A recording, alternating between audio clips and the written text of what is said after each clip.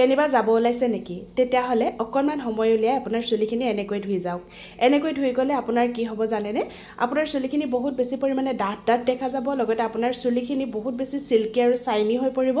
আৰু লগতে আপোনাৰ চুলিখিনিৰ যিখিনি পকা চুলি ওলাই থাকে সেই পকা চুলিবোৰৰ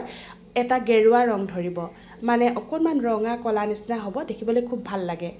তাৰ কাৰণে লব লাগিব কফি আপোনাৰ চুলিৰ পৰিমাণ অনুসৰি লব মোৰ চুলিৰ পৰিমাণ অনুসৰি মই লৈছো প্ৰায় 1 চামুচ মানৰ জোখৰ কফি যদি আপোনাৰ চুলি বেছি তেতিয়াহলে 2 চামুচ জোখৰ কফি লব লগতে লব নেমু মই 4 ভাগৰ 1 অংশ লৈছো মানে নেমুটোৰ পৰা ৰস পুৰা ওলাইছে গতিকে হেতুৱে মোৰ হৈ যাব যদি আপোনালোকৰ নেমুৰ পৰা ৰস কম ওলাই তেতিয়াহলে এফাল নেমু চেপি দিব আৰু নেমুৱে আমাৰ চুলিৰ গুৰিত বহুত বেছি পৰিমাণে ভাল কাম কৰে লগতে কফিও আপোনালোকে চাগে সকলোৱে জানে আৰু আপোনাৰ চুলি যদি বহুত বেছি পৰিমাণে হৰিছে চুলিখিনি যদি একদম পাতল যেন লাগে তেতিয়াহলে এই ব্যৱস্থাটো যদি কৰে আপোনাৰ চুলিখিনি বহুত বেছি পৰিমাণে ভলিউম থকা যেন লাগিব বহুত বেছি ডাঠ যেন লাগিব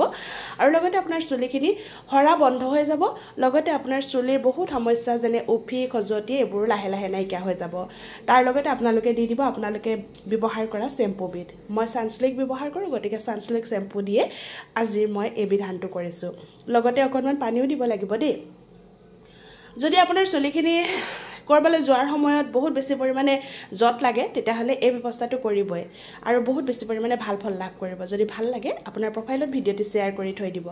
এতিয়া এই পৰ্যায়লৈকে মিহলাব যাতে ফেন উঠি যায় পুৰা ফেনাই যায় তাৰ পিছত আপোনাৰ চুলিখিনি এবাৰ ধুনিয়াকৈ ফনিয়াই লব ফনিয়াই লোৱাৰ পিছত লাহে লাহেকৈ 1 চামুচ দি পেলাই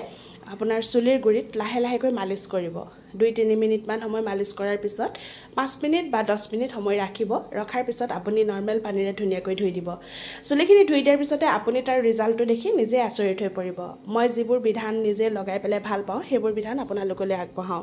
এইখিনিতে কৈ থওঁ যদি আপুনি এই পৰ্যায়লৈকে চাই আছে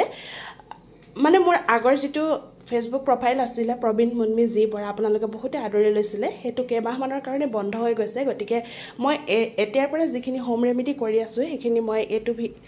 মানে প্ৰফাইলৰ জৰিয়তে দেখাবলৈ চেষ্টা কৰিছো যদি আপোনালোকে ইউটিউবত চাই আছে সহাৰি জনাব মৰম দিব আগবঢ়াই লৈ যাব আৰু যদি ভাল লাগে শেয়াৰ কৰিব আজিলৈ মানে আছিল পুনৰ লগ পাম ধন্যবাদ